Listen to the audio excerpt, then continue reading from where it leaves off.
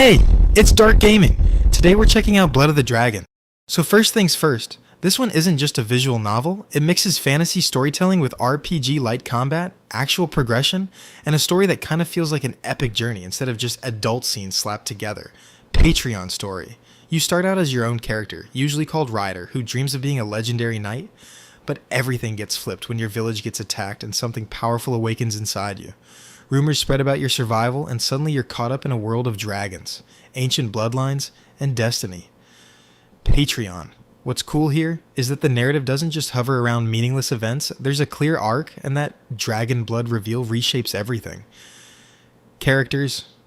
The cast has its variety, allies, rivals, intriguing personalities, and they all bring something to the table.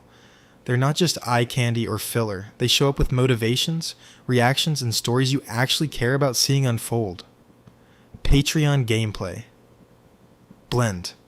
Unlike some AVNs that are strictly static reading, Blood of the Dragon throws in turn-based combat and progression elements, so you do feel like you're leveling up and unlocking abilities as the story pushes forward.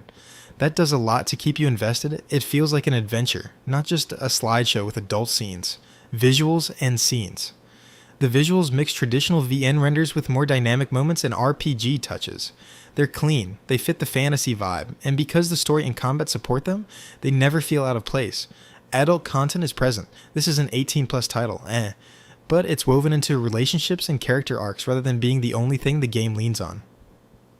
Overall, feel. If you like fantasy settings with a bit of depth, progression that matters, and adult visual novel elements blended together, Blood of the Dragon manages that balance pretty well.